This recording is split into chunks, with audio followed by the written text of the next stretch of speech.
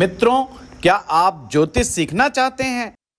आज का हमारा टॉपिक है किन भावों यानी कि कौन से ऐसे भाव हैं जो हमें जिंदगी में राइज देते हैं, जिंदगी में वेल्थ क्रिएट करने में हमारी मदद करते हैं। तो वह भाव हैं पहला भाव, दूसरा भाव, छठा भाव, सातवां भाव, 10वां भाव और 11वां भाव। वैसे तो जीवन में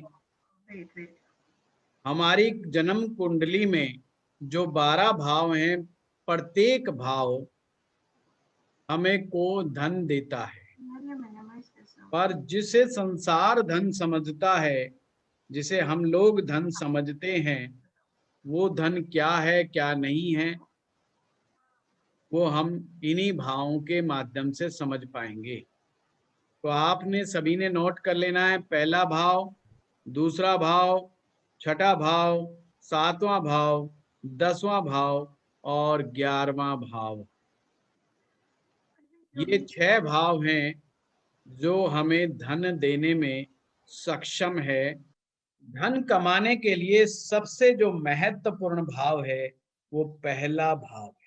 पहले भाव से हम क्या क्या चीजें देखते हैं, एक एक करके बताएं। सिर्फ धन संबंधी बात को मैं करूंगा, जिस चीज का रिलेटेड धन से संबंध है। फर्स्ट भाव सर, मस्तिष्क बुद्धि को देखते हैं। बहुत बढ़िया, बुद्धि को देखते हैं। और दूसरा कोई जवाब देगा तो उसका आंसर मिल जाएगा। उसका नेचर सर, अपने नेचर से वो अपना कितना अर्न करता है। नेचर से कितना अर्न करता है? एटीट्यूड गुरुजी। तो स्वभाव क्रूर नेचर होगा तो दिक्कत आएगी। नेचर से ज्यादा अच्छी बात है, क्या बोले, कूल नेचर होगा तो सेल्फ कॉन्फिडेंस, दिक्कत आएगी उसको लोगों कूल से नेचर होने से। व्यवहार करने में, कमाने में। हाँ, अगर रफ स्वभाव है तो मैं समझा, सेल्फ कॉन्फिडेंस। कोई बात नहीं। गुरुजी, thought process, attitude. Attitude is very good, very nice. देखिए, आपने कहा सबसे पहले हम बुद्धि को देखेंगे फर्स्ट हाउस से, फिर हम वहां से देख रहे हैं एटीट्यूड।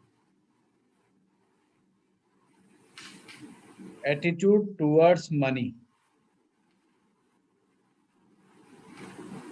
हमेशा ध्यान रखिएगा, फर्स्ट भाव को अगर हम धन के लिए देख रहे हैं तो आपने वहां से देखना है एटीट्यूड टुवर्ड्स मनी। धन के प्रति व्यक्ति का क्या दृष्टिकोण है, धन के प्रति व्यक्ति का क्या दृष्टिकोण है, ये बहुत ज्यादा इंपॉर्टेंट है। और क्या चीज, तीसरा पॉइंट है लाइफ ग्रोथ। क्या वह चाहता है कि लाइफ में ग्रो करना? बहुत सारे लोग ग्रो करना भी नहीं चाहते, ये भी एक खासियत है। इंसान अगर अमीर बनना नहीं चाहता तो नहीं बन सकता, अगर इंसान अमीर बनना चाहता है तो अमीर बन सकता है। ऐसे व्यक्ति के लिए पहला भाव ही उसका हेल्पर है और पहला भाव ही अमीर बनने में सबसे बड़ी रुकावट है। फिर से रिपीट कर रहा हूं, अमीर बनने में पहला भाव ही सबसे बड़ा हेल्पर है और पहला भाव ही अमीर बनने में सबसे बड़ी प्रॉब्लम है। अगर आपका लगन खराब है तो अमीर बनने का सपना इस जन्म में अधूरा रह जाएगा, क्योंकि अमीर बनाने की जिम्मेवारी फर्स्ट हाउस पर ही होती है। इसीलिए एक इंसान अपने जीवन में कितना ग्रो करेगा ये लगन ही डिसाइड करता है। मतलब आपकी जिंदगी की उड़ान कितनी ऊंचाई तक उड़ान लोगे आप, ये आपका लगन डिसाइड करता है। जैसे आपने कहा कि एटीट्यूड ये बहुत मेन इम्पॉर्टेंट है। मैक्सिमम लोगों का एटीट्यूड ठीक नहीं होता धन के प्रति। आप में से कितने लोग धन से प्यार करते हैं? सारे के सारे कहेंगे जी बिल्कुल करते हैं, और 100% करते हैं। पर क्या हम अपने सपनों के मुताबिक सक्सेसफुल हैं in financial term? Only in financial term कह रहा हूं मैं। अगर आप फाइनेंशियल टर्म में सक्सेसफुल नहीं है तो पक्का आपके एटीट्यूड में प्रॉब्लम है। आप धन को ठीक ढंग से समझ ही नहीं पाए, और मैक्सिमम लोगों के यहीं पर समस्या मिलती है। हम दूसरे भाव को देखते हैं, 11वें भाव को देखते हैं, धन भाव के लिए कुछ राजयोगों को देखते हैं, परंतु फर्स्ट हाउस सबसे ज्यादा इंपॉर्टेंट होता है जिंदगी में राइज करने की। क्या प्रॉब्लम हो सकती है?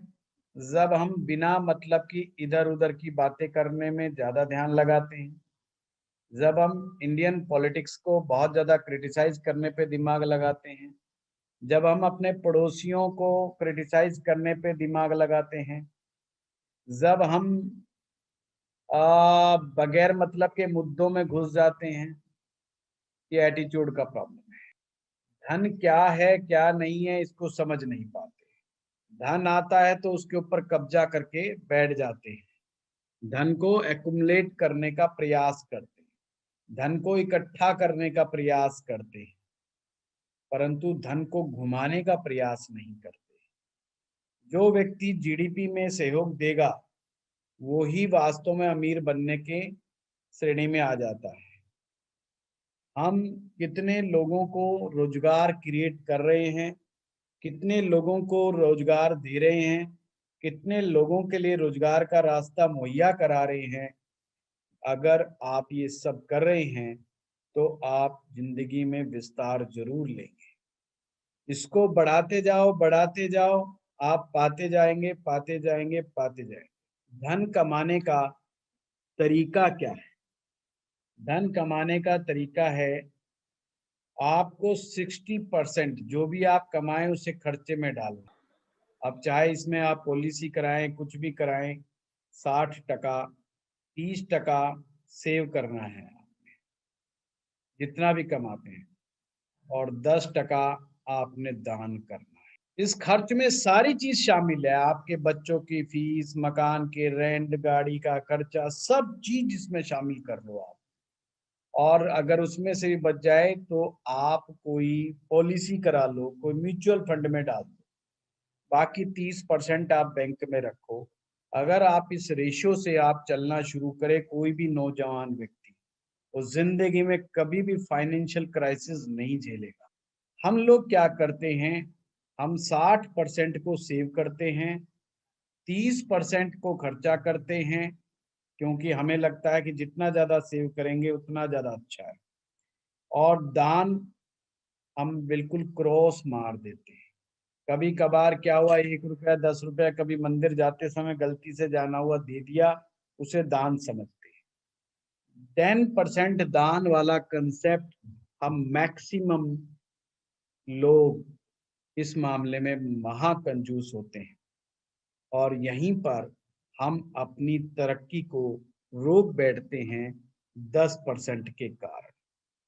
आप जान करके हैरान होंगे, आपकी बुद्धि की स्पष्टता दान से आती है, आपकी आत्मा का बल दान से बढ़ता है। जैसे जैसे आपकी आत्मा का बल बढ़ेगा वैसे वैसे आप रिस्क लेने की कैपेसिटी में आ जाएंगे।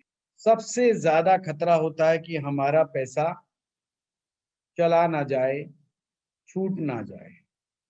और जो लोग 10% वाले इस मसौदे को नहीं अपनाते, उनका पैसा फंसता ही फंसता है, और वो 10% फंसे, 20% फंसे, वो उसका राम जाने।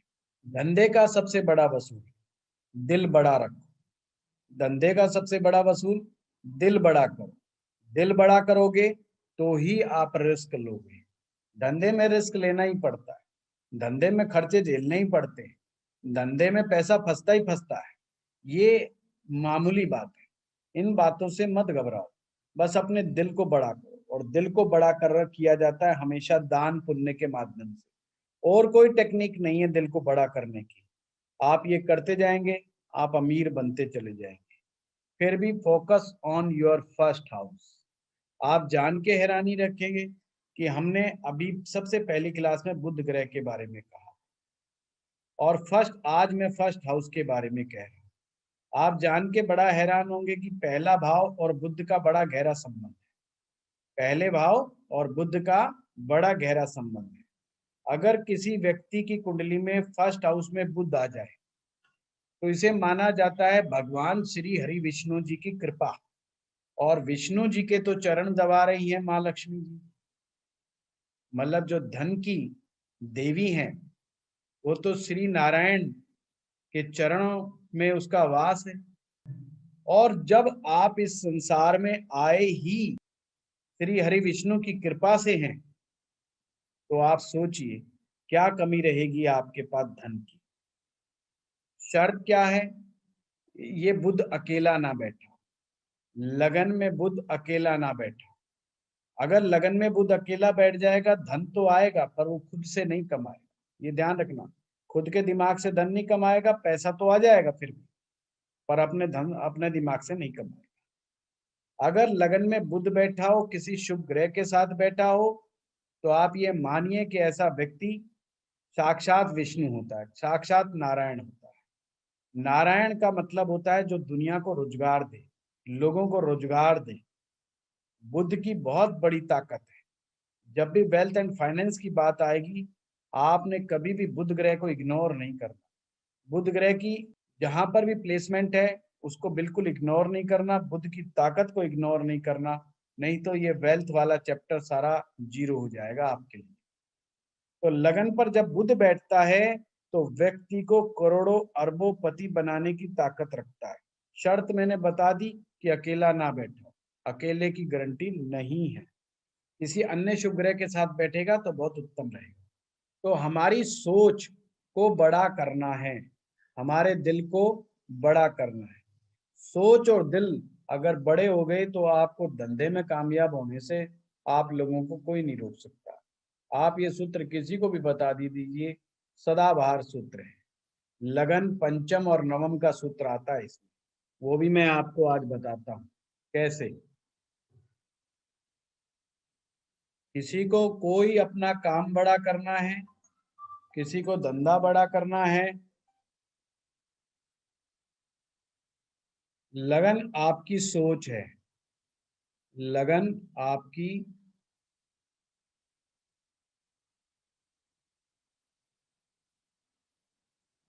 यानी कि थॉट प्रोसेस।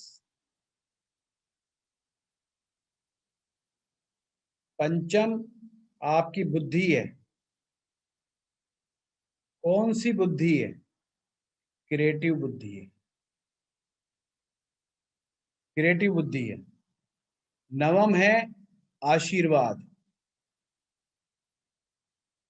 किसका आशीर्वाद? परमात्मा का।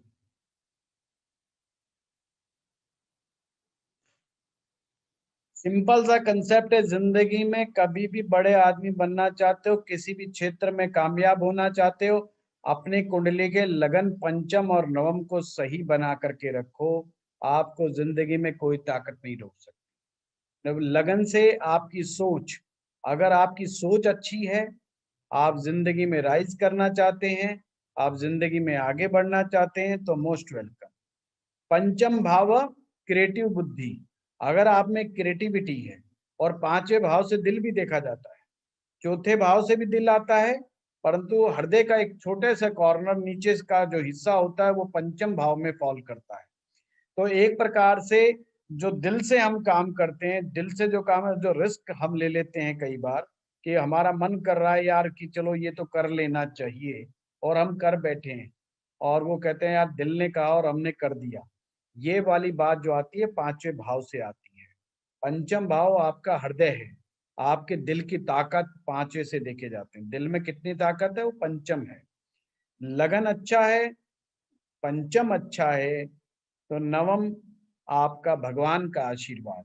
अगर ये तीन चीज आपस में मिल जाएं, या तीन चीजें आपकी जीवन में ठीक है, तो ऐसा व्यक्ति अगर आप कुंडली दिखाने आता है, आप उसे कहिए आपके लिए जिंदगी में सारे रास्ते खुले हैं। आप स्वयं सोचिए कि आप करना क्या चाहते हैं। वो व्यक्ति जिस दिशा में भी कदम बढ़ाएगा, जिस क्षेत्र में भी कदम बढ़ाएगा, वो व्यक्ति कामयाब हो जाएगा। ये लगन पंचम और नवम की ताकत है। जब ये खराब होते हैं तो सारी चीजें खराबे होने पे शुरू हो जाती है। पर लगन is most most most important. लगन अच्छा होना जरूरी है। अब आप कहेंगे कि ये तो बहुत सारे सूत्र हो गए, पर लगन पंचम नवम का जो सूत्र है ये धन तो देगा, पर किस प्रकार का देगा? एक धन होता है बहुत स्ट्रगल के साथ आता है, एक धन होता है बहुत मारामारी करके आता है, एक धन होता है जो बहुत ज्यादा घूसखोरी षड्यंत्र रच करके आता है, और एक धन होता है जो बड़ा शांति पूर्वक आता है, प्यार से आता है, मोहब्बत से आता है। ये लगन पंचम नवम का जो धन है ये बिल्कुल ऐसे ही आता है। इंसान को स्ट्रगल नहीं झेलना पड़ता, इंसान को मुसीबतें नहीं झेलनी पड़ती, इंसान को किसी को दुश्मन नहीं बनाना पड़ता, इंसान को किसी को बद्दुआएं नहीं लेनी पड़ती। ये लगन पंचम नवम का जो धन होता है ये इस प्रकार से आता है। यहाँ बद्दुआएं नहीं होती, यहाँ बल्कि आशीर्वाद होता है। ऐसा व्यक्ति दान पुण्य का भी बहुत ज्यादा ध्यान रखता है।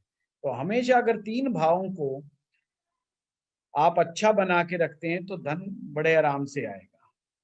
तो ये आपके ऊपर है कि आपने किस तरह से धन लेना है। कि कोई लोग ज्यादा मेहनत भी नहीं करना चाहते फिर भी धन कमाना चाहते हैं, उनके लिए लगन पंचम नवम वाला सूत्र धन कमाने के लिए बहुत उत्तम है। उन्हें इन तीन भावों की ही रेमेडी करनी चाहिए। अब हम चर्चा कर रहे थे, पहला भाव मैंने बताया था कुंडली का धन कमाने के लिए।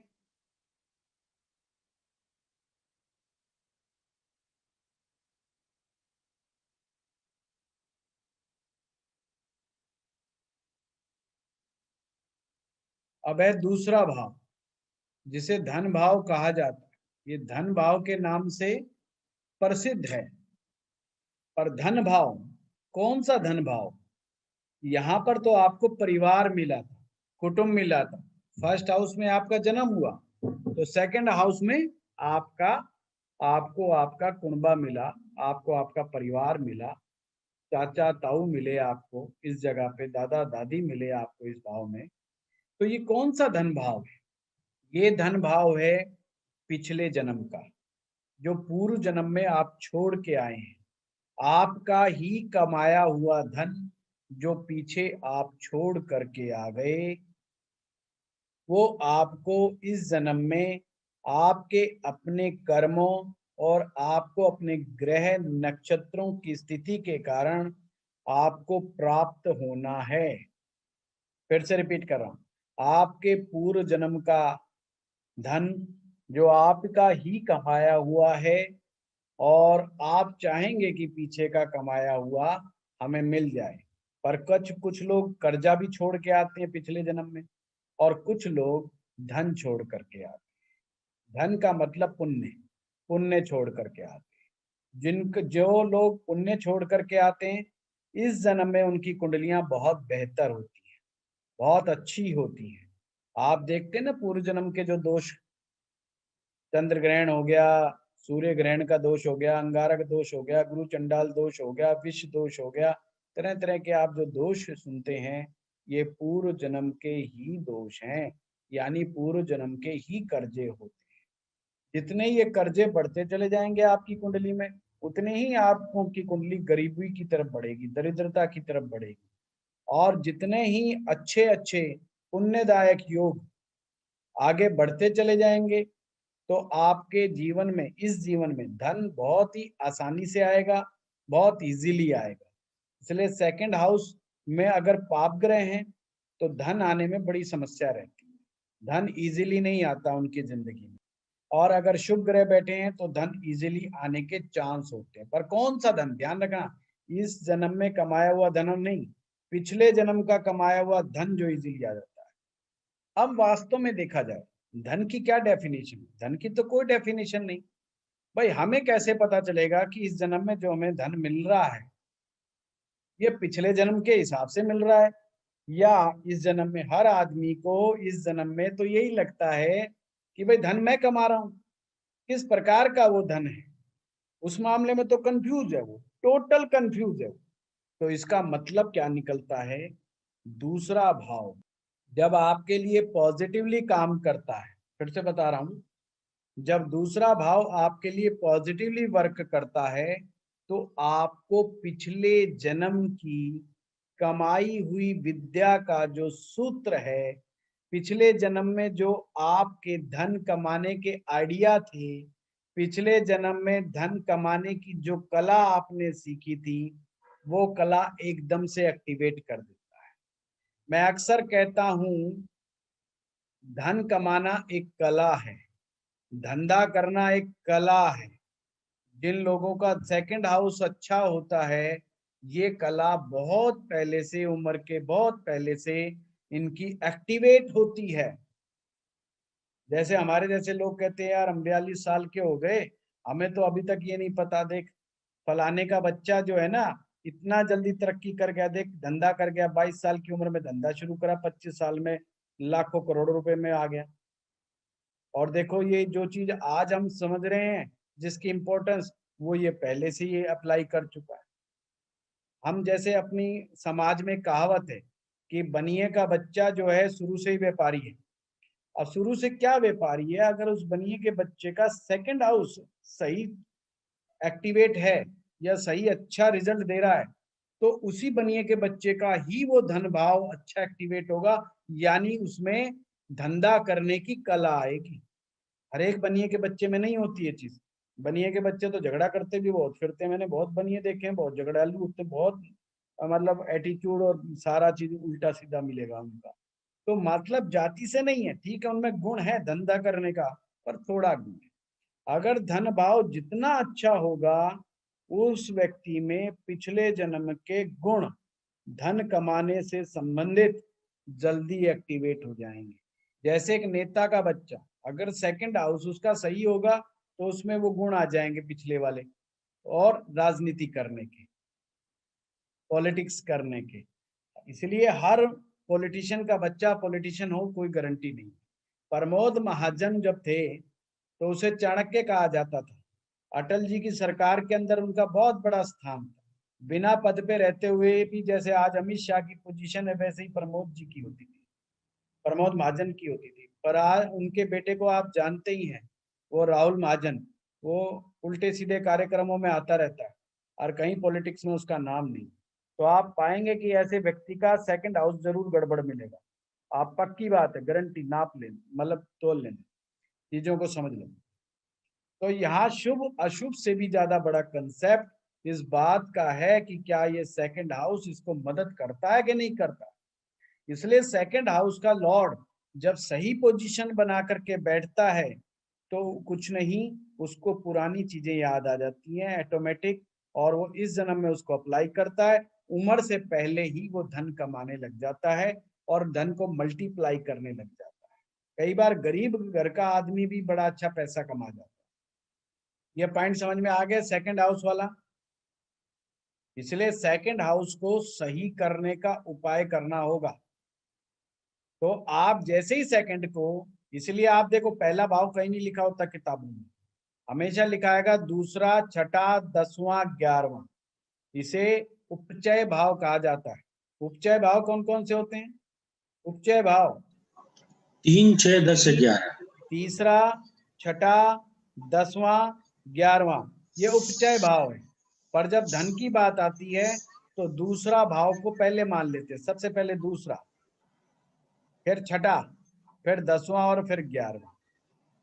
ठीक है, तीसरा, छठा, 10वां, 11वां उनके लिए मानते हैं जो बिल्कुल नई मिट्टी से तैयार होते। नई मिट्टी का मतलब होता है बिल्कुल एक झोपड़ी से निकला हुआ आदमी है, उसको ज्योतिष ने रास्ता समझाया है कि अगर बेटा तेरे को जिंदगी में राइज करना है तो तीसरे में घुसना पड़ेगा, क्योंकि तेरी मजबूरी है, तेरे को पीछे से कुछ मिला नहीं है।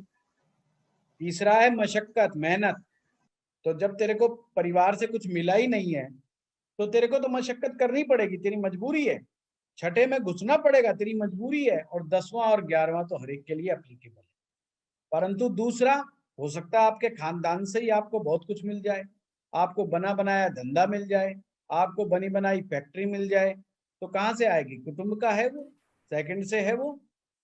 ठीक है, हाँ मंजीत जी।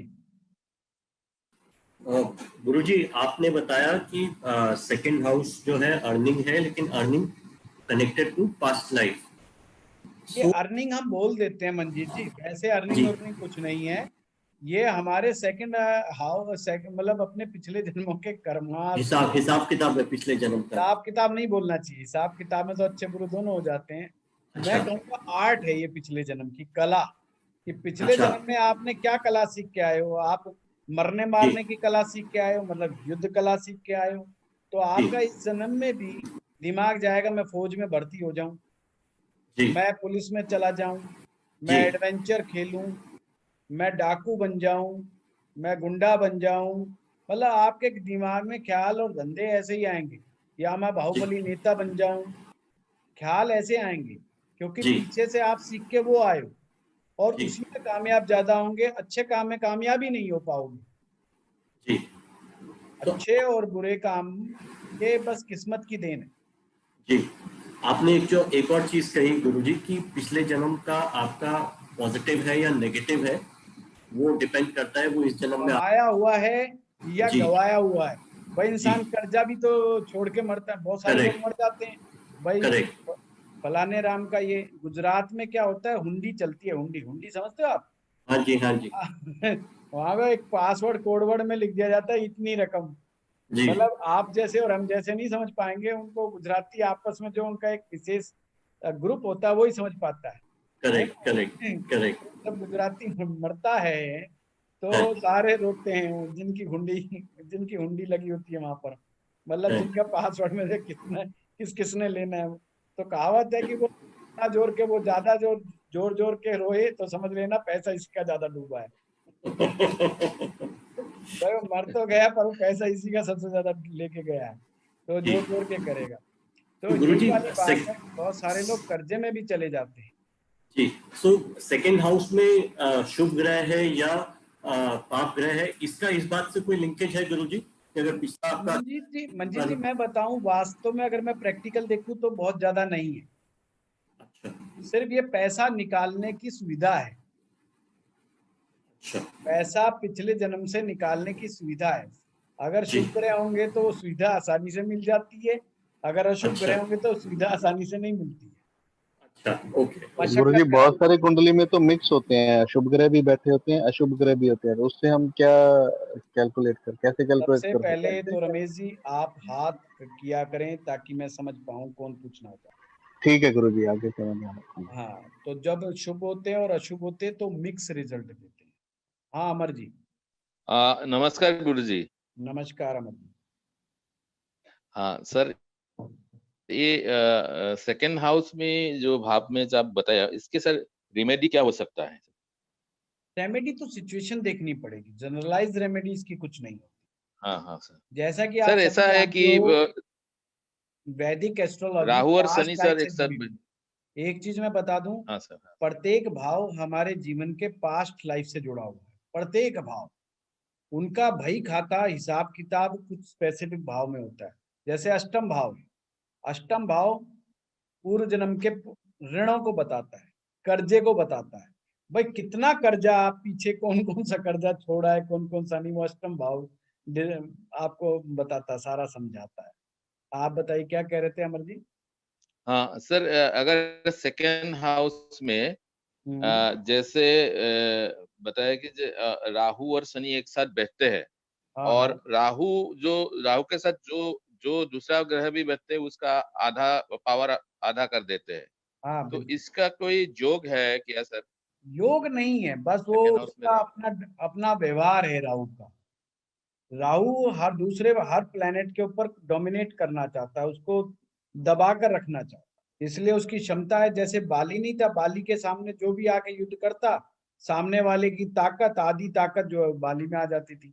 तो बाली तो 1.5 गुना हो गया, और वो बेचारा 100 अगर किलो का था तो 50 किलो हो गया, तो उसकी ताकत तो बेचारे की आधी हो जाती थी, और बाली की 1.5 गुना हो जाती थी। तो वो कैसे जीत पाएगा? वो जीत ही नहीं पाता था। इसलिए राहु के साथ आने वाले ग्रह के साथ राहु किसी को जीतने ही नहीं देता। और किसी का कोई क्वेश्चन? गुरुजी राजेश बोल रहा हूँ, मेरा एक छोटा सा क्वेश्चन था। हाँ हाँ।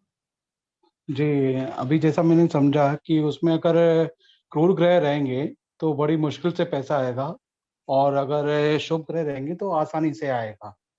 सिर्फ ठीक है, पर राजेश जी, शुभ यहाँ मैं थोड़ा सा करेक्ट करना चाहूंगा, मैं सभी के लिए करेक्ट करना चाहूंगा। अगर पाप ग्रह रहें तो ऐसा जरूरी नहीं कि धन नहीं आएगा या बड़ी मुश्किल से आएगा, नहीं। सिर्फ पैसे को शुरुआती दौर में ऐसे व्यक्ति को स्ट्रगल करना पड़ता है, सिंपल। ओके। पर जब एक बार रास्ता खोल देता है दूसरा भाव, आपकी कुंडली का जी। दूसरा भाव जब एक बार रास्ता खोल देता है, तो फिर वो बिल्कुल परवाह नहीं करता, धन फिर चाहे कितना मल्टीप्लाई होकर के आए। इसीलिए आप ऐसे लोगों की कुंडलियों बड़े आराम से देख पाओगे जिनके सेकंड हाउस में शनि है या राहु है, और वो जी। मल्टीप्लाई कर रहे हैं पैसे, मतलब पैसे में कहीं कमी नहीं है। जबकि शुक्र अगर बैठा है या बुध बैठा है या चंद्रमा बैठा है तो वह कमजोर है, भी हो सकता है। ये हालात पर डिपेंड करेगा कि वह ग्रह जो बैठा हुआ है पाप ग्रह, वो आपकी कुंडली में अच्छा है या बुरा है, यानी कि वह शुद्ध है कि नहीं।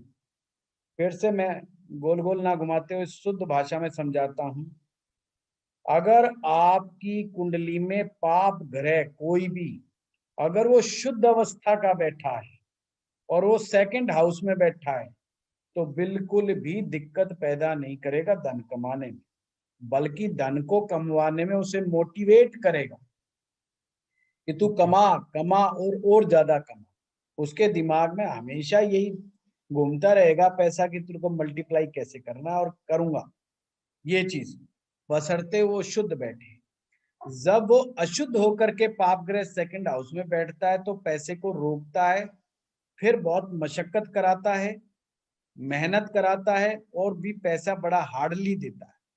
अब फिर आता हूं, अगर कोई ग्रह शुभ ग्रह है, वो भी शुद्ध अवस्था का बैठा हुआ है, शुद्ध अवस्था का बैठा हुआ है, तो वह बहुत धन देगा।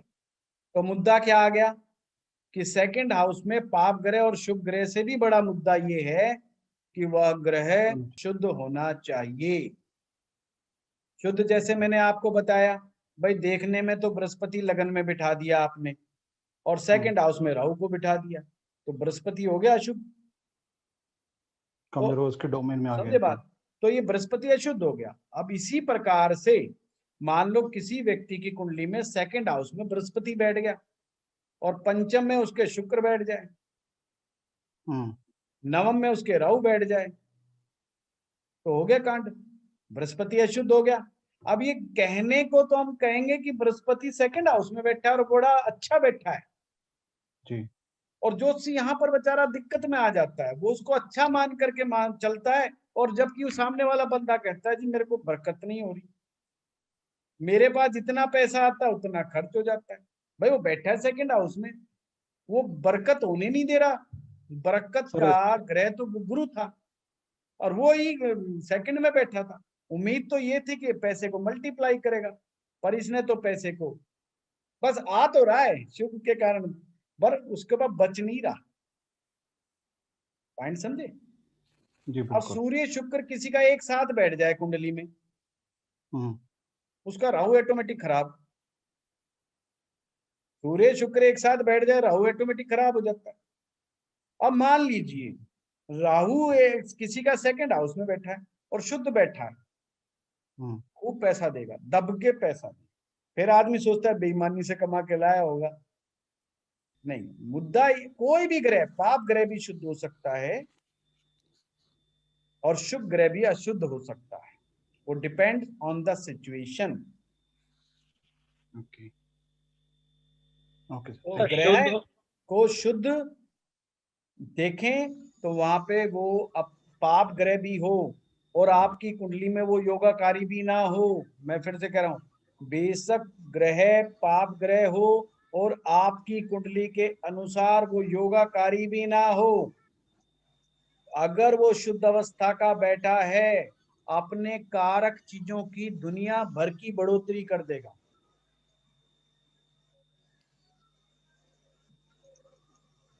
सर शुद्ध का मतलब क्या लेंगे हम, मतलब सचिन, जैसे मैंने बताया कि ऐसे ही हर एक के सूत्र होते हैं। जैसे मैंने बुध ग्रह के बारे में समझाया था आपको, है ना, ऐसे ही शुक्र इसके बारे में समझाया आपको, गुरु ग्रह के बारे में समझाया। अच्छा अच्छा तो अच्छा वो चीजों के मामले में ऐसा होता है, ऐसे हर ग्रह के नियम होते हैं।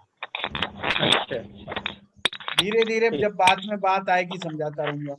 जैसे आज बता दिया सूर्य और शुक्र साथ में अगर आ जाए तो समझो राहु खराब है, और वो राहु चाहे तीसरे में बैठ जाए, चाहे राहु छठे में बिठा दो, चाहे उसी राहु को 11 में बिठा दो, उसमें राहु गलत असर देगा। तीसरे का हम बहुत अच्छा मानते हैं, छठे का बहुत अच्छा मानते हैं। अब बात ये है कि अगर ऐसे राहु को तीसरे में बिठा दो, छठे में बिठा दो। सर जरा दोबारा रिपीट कर दो, वो डिस्टरबेंस की फिर वजह से ठीक से सुनाई नहीं दिया। सिंपल मैं ये सूर्य कह और रहा हूँ, राहु, सूर्य और राहु नहीं, सूर्य और शुक्र ग्रह अगर किसी की कुंडली में एक साथ बैठे हों तो उसका राहु कहीं पर भी बैठे वो गलत असर ही देगा। जैसे कल शायद किसी ने पूछा था राहु अष्टम में हो तो क्या हो, कि सभी जगह लिखा है कि अगर अष्टम में राहु होगा तो चंडालवत होता है। मैं भी मानता हूं गलत है, पर अगर जरूरी नहीं हर केस में, जिनका सूर्य शुक्र एक साथ बैठा रहेगा, सिर्फ 2 ग्रह होने चाहिए, सूर्य और शुक्र एक साथ, तीसरा वहां शामिल नहीं होना चाहिए। ये ध्यान रखना, कहीं तीसरा शामिल हो और आप कहो जी मेरा है मेरा। तो सूर्य शुक्र अगर इकट्ठे हो, कंबस्ट हो, तो ये समझो राहु अगर अष्टम में बैठेगा तो फिर बहुत बड़ी दिक्कतें देगा। और अगर नहीं है अष्टम में राहु बैठा है, सूर्य शुक्र एक साथ नहीं बैठे हैं, तो टेंशन मत पालो फिर इतनी टेंशन नहीं है, फिर रेमेडी भी हो जाएगी। गुरुजी ये वीनस मतलब कंबस्ट होना चाहिए, कंपल्सरी हो? वीनस कंबस्ट हो तो ज्यादा राहु का असर खराब हो जाता है। अगर कंबस्ट नहीं है तो कोई प्रॉब्लम नहीं है? नहीं, प्रॉब्लम तो है, राहु तो शुद्ध नहीं हुआ पूर्णतः, पर इतना खराब रिजल्ट नहीं देगा जितना वो दे सकता है।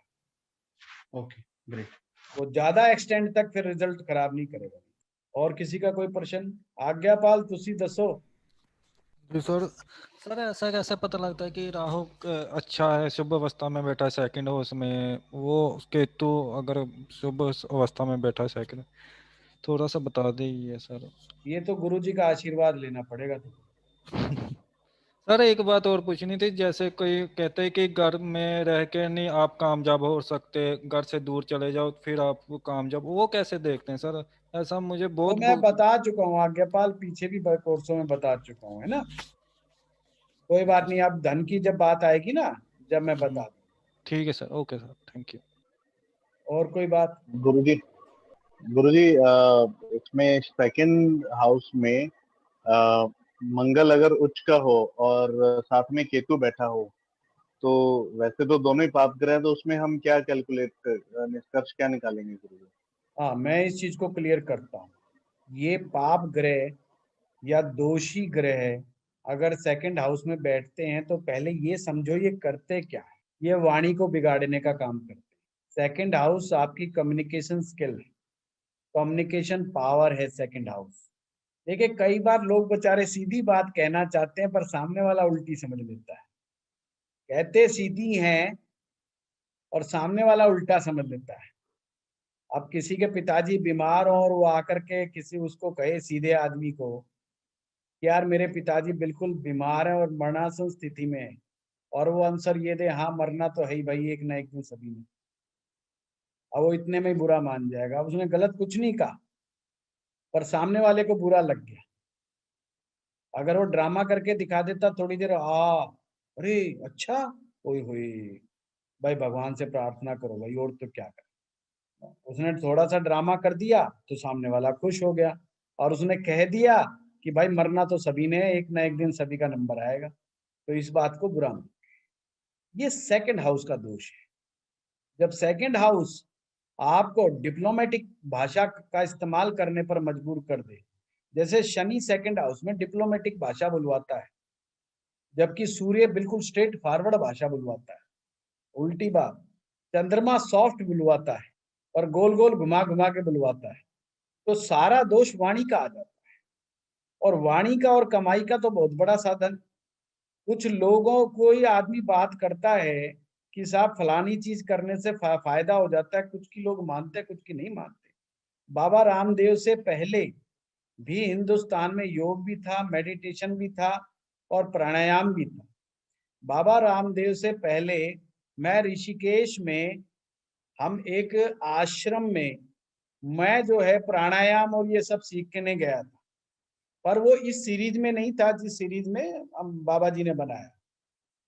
परंतु वो भी बेचारे कहते थे, और नाक के अंदर वो घी भी डालते थे, सारे वहां पर क्रियाएं होती थी, मैंने जो देखी। पर उनका उस समय तरीका थोड़े से डिफरेंट तरीका, मतलब प्राणायाम का तरीका वही था, और मेरे हिसाब से वो ज्यादा स्ट्रिक्ट थे वो लोग, बहुत स्ट्रिक्ट। वो कहते थे जब तक कमर बिल्कुल सीधी नहीं होगी वो आसन, मतलब वो प्राणायाम करने ही नहीं देते थे, मतलब उनका बहुत स्ट्रिक्ट रूल्स थे। परंतु लोगों में बिल्कुल भी अवेयरनेस नहीं थी, और हम ये सोचते थे कि हम भी अंग्रेज बन गए, क्योंकि वहां आते थे, हमारे बैच में सबसे ज्यादा अंग्रेज थे, तो उन्हें आधी इंग्लिश और आधी हिंदी करके बात करनी पड़ती थी, और वो इस तरीके से बात करते थे।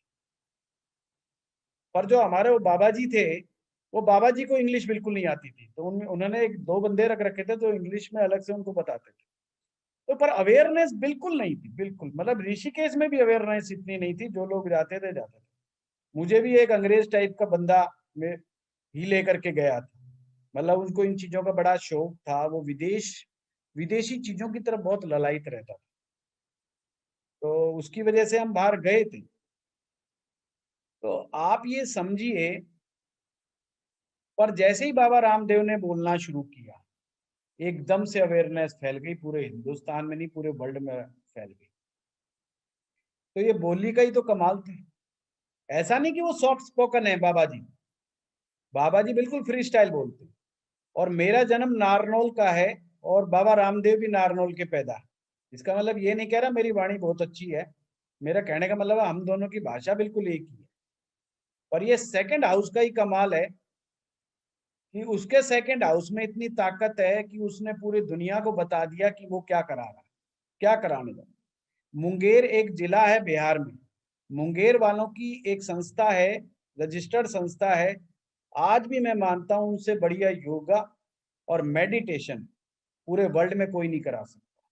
उनके जैसी बुक्स बाबा रामदेव के संस्थान से ना आई है ना आ सकती है। इतनी ऑथेंटिक्स बुक्स वो लोग लिखते हैं, और मैं उनका बहुत बड़ा फैन हूँ। मुंगेर पब्लिकेशंस के नाम से ही आता है, बिहार लिख करके, और वो आता है उनका, इंग्लिश में आती है मैक्सिमम बुक्स, बड़े अच्छी, मतलब उनको, मतलब ऑथेंटिक्स बुक्स हैं वो योगा के ऊपर या मेडिटेशंस के ऊपर। तो सारा खेल सेकंड हाउस का है। सेकंड हाउस जिसका इतना अच्छा है, वो दुनिया तक अपनी बात को पहुंचाने में कामयाब हो जाए। जब आप कोई प्रोडक्ट बेचते हो, उस प्रोडक्ट को आप दुनिया के कोने कोने तक पहुंचाने में कामयाब हो जाते हो, तो समझो आपके सेकंड हाउस की ताकत बहुत स्ट्रांग है। तो मुद्दा ये पाप का और पुण्य का नहीं। अब जैसे रमेश ने कहा कि मंगल पाप ग्रह होकर के उच्च का है और केतु के साथ है। पहली बात तो बता दूं, मंगल सेकंड हाउस में निष्फल हो जाता है। निष्फल का मतलब हो जाता है कि जैसे मंगल उच्च का है तो उच्च वाले रिजल्ट प्रॉपर नहीं दिखा पाता, नंबर एक बात। और केतु साथ में आ गया तो तपता कोयला है। तपता कोयला तो जबान को खराब करने वाला माना गया। जबान को खराब करने का मतलब यही है कि आदमी अच्छी बात से शुरुआत करता है और बाद में बहसबाजी के अंदर शुरू हो जाता है, तो उससे धन आने के चांस कम है। स्वेट मार्डन लिखते हैं कि कभी भी भूल करके ग्राहक के साथ बहसबाजी नहीं करनी चाहिए। अगर आप ग्राहक के साथ बहस करोगे तो आप अपना ग्राहक खो दोगे। अगर लॉन्ग टर्म तक ग्राहक को बनाए रखना है तो आप बहस ना करें। इसलिए मैं डिस्काउंट पे बहस ही नहीं करता। मैं कहता हूं मैं तो ऑलरेडी डिस्काउंटेड रेट दे रहा हूँ, 3000 में क्या डिस्काउंट दूं। तो रेट ही ऐसे रखता हूँ ताकि बहस ही ना हो, उसको समझाना ही ना पड़े। मैंने तो कहा भाई गुरुजी अब उसकी रेमेडीज क्या कर सकते हैं? इसमें भी दया नहीं आ रही तो तुम्हारी मर्जी। जी अमर जी क्या कह रहे हैं? अभी किसी ने कुछ बोला। गुरुजी उसमें फिर हम उपाय किसके करें, मंगल के करें या फिर शनि के करें क्योंकि शनि के घर में बैठा है, या फिर केतु के करें? नहीं नहीं, ऐसा नहीं करना शनि के घर में बैठा है तो, है ना, इस तरीके से उपाय होते भी नहीं है। सबसे पहले तो मंगल और केतु के उपाय करने का सबसे अच्छा तरीका यह है कि दिन रात मेहनत करो। दिन रात मेहनत का मत तो हर आदमी कहता है मैं दिन रात मेहनत करता हूँ, मैं भी कहता हूँ मैं दिन रात मेहनत करता हूँ, पर करता तो नहीं हूँ ना मैं। जी गुरु। हाँ, तो मेहनत का मतलब अब ये करो कि आजकल मेहनत तो बची नहीं, तो ज्यादा बढ़िया है कि भाई एक्सरसाइज करो, 1 घंटा सुबह और 1 घंटा शाम, मतलब दिन में 2 बार पसीना निकलना चाहिए जिनका भी मंगल और केतु का योग है। नहीं तो ब्लड प्रेशर की बीमारी बहुत जल्दी दे देते हैं, बीपी बहुत जल्दी हो जाता है, यंग एज में बीपी शुरुआत हो जाती है, और पेट में जलन होना, एसिडिटी होना जैसी समस्याएं बहुत जल्दी पाल बैठते हैं।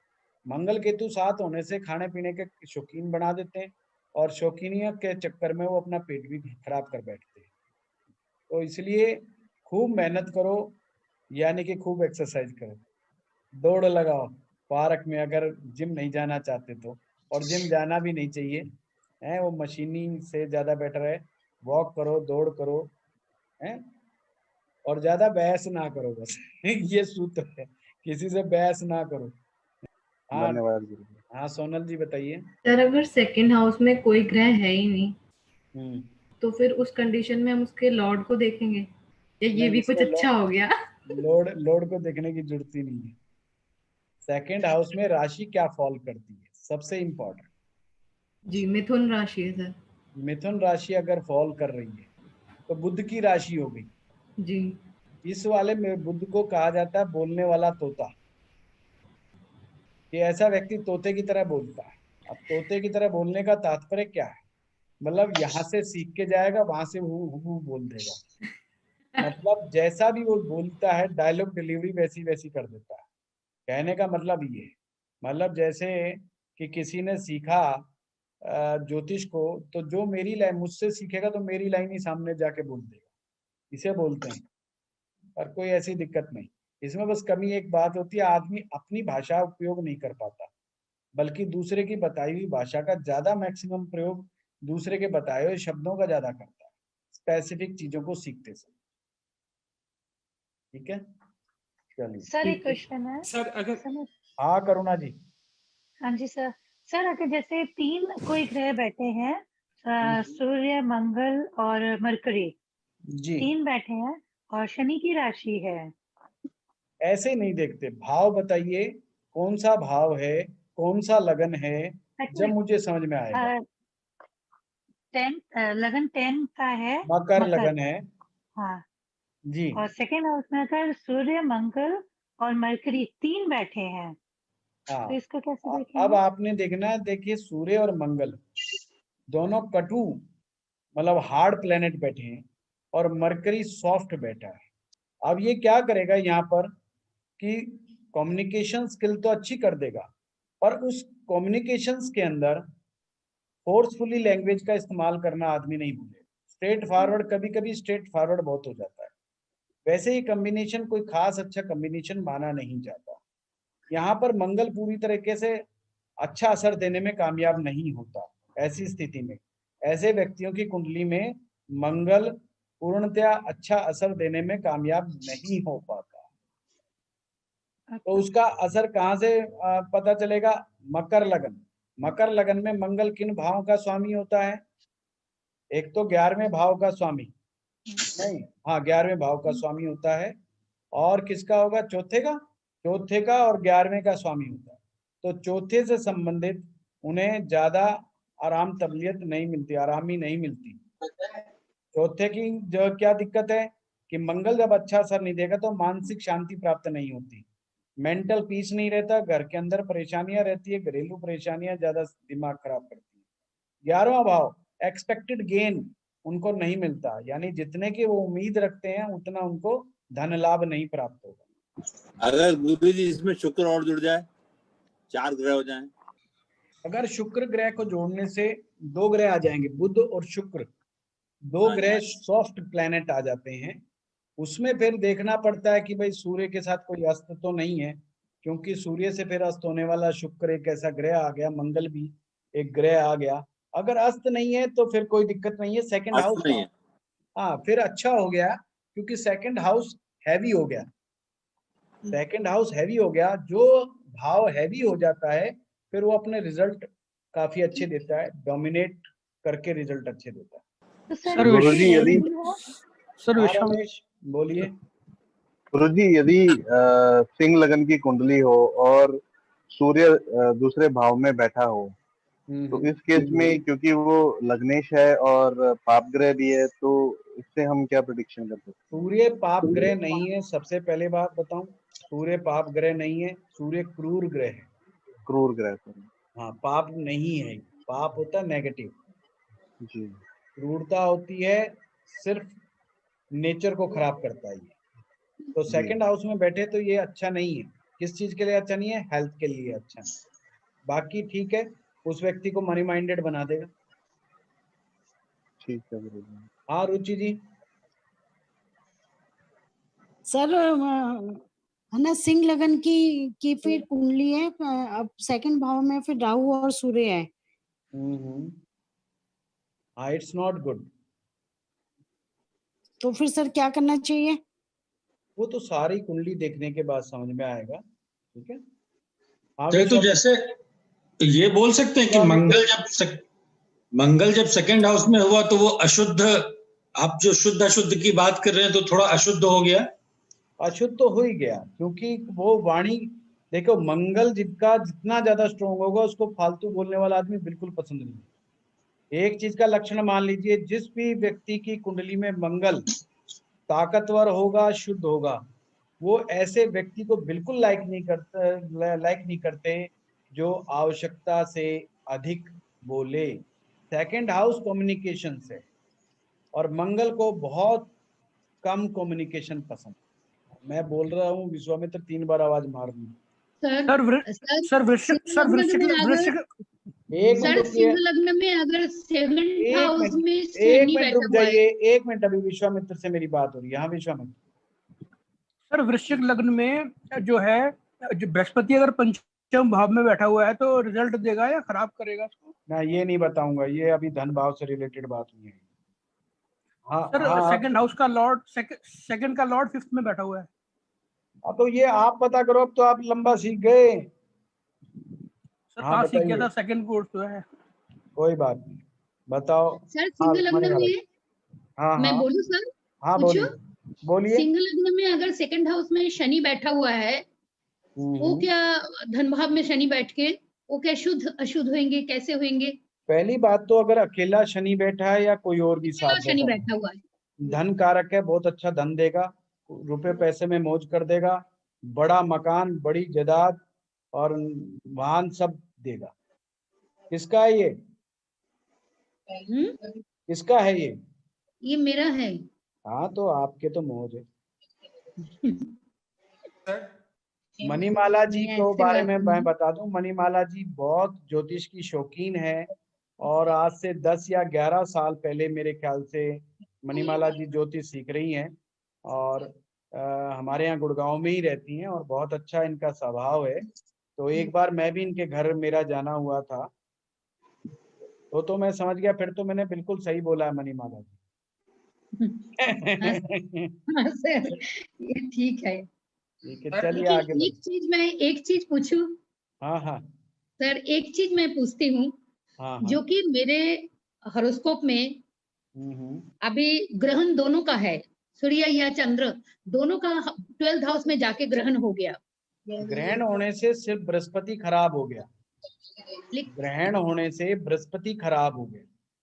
लेकिन अगर देखा जाए तो बृहस्पति मेरा बहुत अच्छा ही किया है, कोई खराब नहीं किया। 9th हाउस में बैठे हुए है। 9th हाउस में बैठा हुआ अच्छा करे, ये बात नहीं होती। एक फीमेल के लिए सबसे इम्पोर्टेंट क्या है? जुपिटर क्या है? जुपिटर उसके लिए क्या है? उसका दाम्पत्य जीवन, उसका हस्बैंड, उसके हस्बैंड का नेचर, उसके हस्बैंड की हेल्थ। ये एक स्त्री का जब भी आप किसी औरत के बृहस्पति को देखेंगे शादी होने के बाद, बिफोर नहीं, तो शादी होने के बाद अगर पति का काम धंधा ना चल रहा हो, पति की हेल्थ अच्छी ना हो, तो समझो गुरु अच्छा नहीं है, या पति का कैरेक्टर अच्छा ना हो, तो समझो मामला गुरु से रिलेटेड है। किसका? महिला के गुरु से रिलेटेड। महिला का गुरु जितना डाउन जाएगा उतना ज्यादा आफत पति पर आएगी। अगर पति बिल्कुल हेल्दी है, पति बिल्कुल स्वस्थ है, पति का करेक्टर बहुत अच्छा है, पति में किसी प्रकार का कोई ऐब नहीं है, तो समझ लेना महिला का गुरु बहुत अच्छा काम कर रहा है। ये मैं आपको लक्षण बता रहा हूँ, मैं ये नहीं कह रहा कि आपका बृहस्पति अच्छा नहीं है, हो सकता है हो, मैंने अभी कुंडली नहीं देखा है आपका, तो मैं ये बता रहा हूँ आपको, पर बताने के लिए कि बृहस्पति धन कई ग्रह देते हैं, केवल अकेला बृहस्पति नहीं देता, धन तो बुध भी देता है, हर ग्रह देता है, 9 के 9 ग्रह धन देते हैं और 12 के 12 भाव जो है धन देते हैं। मुद्दा है हर एक की किस्मत में एक तरफ का पैसा नहीं होता, किसी को छठे से पैसा आ रहा होता है। मान लो हस्बैंड वकील है तो पैसा छठे से आ रहा है, हस्बैंड जो है डॉक्टर है तो पैसा छठे से आ रहा है, अगर पति जो है दुकानदार है तो पैसा 7वें से आ रहा है। तो हर व्यक्ति के घर में धन अलग अलग रास्तों से आता है। अब कोई मेरे जैसा सेकंड हाउस से कमाने वाला है जो बोल बोल के कमा रहा है, भाई कोई आएगा उसे भी मैं बोलूंगा, आपको पढ़ा रहा हूं तो भी मैं बोलूंगा, तो पैसा सेकंड हाउस से भी आ रहा है। अब कोई दुख तकलीफ में आएगा तो मैं छठे भाव से भी कमा रहा हूं, तो दूसरा भाव भी मुझे पैसा दे रहा है, छठा भाव भी पैसा मुझे दे रहा है। धर्म कर्म कांड की मैं बात करूंगा तो 9वां भाव भी मुझे पैसा दे रहा है। तो 3 रास्ते हो गए जी पैसे का आने के। किसी का एक रास्ता होता है, किसी का 2 होते हैं, किसी के 3, किसी का खर्चा करके भी पैसा आता है। वो बाहर जाता है विदेश में, 12वें भाव में जाता है, वहां पैसा खर्चता है, इन्वेस्ट करता है, पैसा कमा के वापस ले आता है, तो 12वें से पैसा कमा रहा है। किसी विदेशी कंपनी से टाई अप कर लेता है तो 12वें से पैसा कमा रहा है। इंपोर्ट एक्सपोर्ट का काम करता है तो 12वें पैसे से का पैसा कमा रहा है। कहाँ लगन से, हर एक से लगन सहायक है। ये आप बेवकूफी करोगे तो मामला खराब हो जाए। ये जब हम भाव की बात करते हैं, पहला है, 5वां है, 9वां है, ये हमारे सपोर्ट सिस्टम है। हर व्यक्ति की जिंदगी में पैसा आने का मार्ग अलग अलग।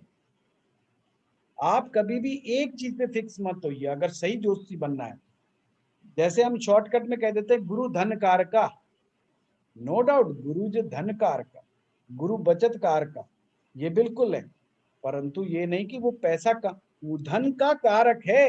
गुरु धन कमा के ला के देने वाला नहीं है, कमाएंगे तो दूसरे ग्रह, कमाने की जिम्मेवारी गुरु की थोड़ी है। आप सोचिए गुरु की नहीं है, गुरु तो धन का खजांची है, वो आपके धन को सेव करके रख रहा है। आप सोचो कि गुरु पैसा कमा कमा के ला के देगा, ये हमारी सबसे बड़ी गलतफहमी। पैसा तो भैया राहु कमा के देगा, पैसा तो शनि कमा के देगा, कि पैसा तो बुध कमा के देगा, पैसा तो शुक्र कमा के देगा, पैसे तो ये कमा के देने वाले ग्रह हैं। इनका बेचारों को नाम नहीं आता, इनका गुंडागर्दी में नाम आ जाता है ना, राहु में। देखिए बिना राहु के आप पैसे को मल्टीप्लाई नहीं कर सकते, समझ लीजिए। इसलिए उसको प्लानिंग का और स्ट्रेटेजी का प्लान है। आप अगर किसी स्ट्रेटेजी के तहत, आप जब भी धंधा चलाओगे किसी स्ट्रेटेजी के तहत चलाओ। अगर आप बिना स्ट्रेटेजी के धंधे में घुस गए, धंधा वापिस आपको मार दे, आपको खत्म कर देगा। बिना प्लानिंग बिना स्ट्रेटेजी के कोई आदमी धंधे में घुस जाता, धंधा उसको खत्म कर देता। तो वो राहु ही तो है, प्लानिंग और स्ट्रेटेजी, पहला रोल ही राहु का आ जाता है। अब किसी का राहु अच्छा नहीं है तो हम उसे कहते हैं भाई तू दुकानदारी कर ले, तेरे को प्लानिंग, बाजार का कोई कॉर्नर देख ले बढ़िया सा, या कोई शॉप देख ले, भीड़ भाड़ वाला इलाका देख ले और अपना माल लाए जा और बेचे जा। इससे ज्यादा दिमाग नहीं लगाना था, और काम भी ऐसे ही कर तू जिसमें चीजें बिकती रहे, बस जिसमें ये दिमाग ना लगाना पड़े कि कोरोना के कारण 6 महीने बाद क्या हो। ऐसा धंधा उसे कभी नहीं करना है। अगर सॉफ्टवेयर डेवलप करने का काम कर रहा तो उसका राहु सबसे स्ट्रांग होना चाहिए, नहीं तो मारा जाएगा। कितना अच्छा डेवलपर क्यों ना हो, सॉफ्टवेयर नहीं बेच पाएगा। तो हर आदमी हर काम नहीं करता। चलिए सर। हाँ साहिल बोलो। सर मीन लगन है और सेकंड हाउस में मेष राशि पड़ती है, तो उसको हम कैसे डिफाइन करेंगे? मतलब अब पढ़ रही है तो पढ़ ही रही है भाई, मैं हर एक मीन लगन में हाँ मेष वो तो राशि पढ़ रही है। मुझे अपना सवाल थोड़ा dim कहीं आ पा रहा है ठीक ढंग से? नहीं नहीं कोई बात नहीं, उसमें कोई ग्रह बैठा है क्या सेकंड में? नहीं सेकंड में कोई ग्रह नहीं है। फिर टेंशन सेकंड फ्री रहो, फिर टेंशन फ्री रहो। जब मैं बताऊंगा सेकंड हाउस कैसे एक्टिवेट करते हैं, जब आप सोचना। ओके, उसका स्वामी बैठा है लगन में मंगल। मेरा एक टॉपिक है how to become a rich, okay मैंने डाला है, पर ये मैं पढ़ाऊंगा नहीं, और पूरे 15 के 15 क्लास में यही पढ़ाना है मैंने, how to become rich. Okay समझ गए बात को? मैं सीरीज से नहीं पढ़ाता हूँ कभी भी, मेरा पहला चैप्टर कुछ होगा तो पता नहीं मैं 7वें से शुरू करूँ या 6ठे से, है ना? तो पर मैं करा करके जाऊंगा आपको, ये भाव कैसे एक्टिवेट किए जाते हैं, कैसे नहीं किए जाते हैं, आप कैसे अपने आप में धन संबंधी चीजों में लाभ कमा सकते हैं, वो सब चीजें मैंने इसमें कमानी है। कौन सी पूजा पाठ करने से धन संबंधी दिक्कतें नहीं आती हैं, वो भी मैंने बताना है इसमें, है ना? मैंने श्री साधना का भी रखा है। अब श्री साधना का मतलब ये नहीं कि मैं आपको श्री जी सिद्ध करनी बताऊंगा, पर श्री साधना का मतलब एक प्रकार से धन की साधना कैसे की जाती, धन को ज्यादा से ज्यादा बनाने के लिए क्या उपाय करने पड़ते हैं, ठीक है? ठीक। इतनी और सर जरूरत है। आप योगा के बारे में बोल रहे थे ना, वो बिहार स्कूल ऑफ योगा है। हाँ हाँ उनकी बुक्स हैं काफी famous, Bihar school of yoga Munger. हाँ हाँ वही वही मुंगेर, उन्हीं की मैं बात कर रहा था, मुंगेर पब्लिकेशंस की। हाँ जी हाँ, it's very nice, very nice. गुरुजी मेरा भी मीन ही लगना है, पर राहु बैठा हुआ है सेकंड हाउस में, उसको कैसे फिर देखेंगे हम? कोई बात नहीं आज्ञापाल, मैंने है ना बताया ना, मैं सेकंड हाउस एक्टिवेट करना बताऊंगा। नहीं कहते हैं ना कि जे 10 रुपए की चीज 50 रुपए में बेचे इसको तब भी धन का लाभ होगा, वैसे नहीं होगा अगर राहु बैठ जाए सेकंड में। अरे नहीं नहीं, ऐसे उड़ती उड़ती बातें ना सुना, छितर भी पहन दे। वो सर पता ही है, ऐसे करके फ्रॉड नहीं ਹੁੰਦਾ ਸਾਡੇ को। वो पंजाबी विच कहते छित्रोल पहने ने। ठीक है चलो, थैंक यू।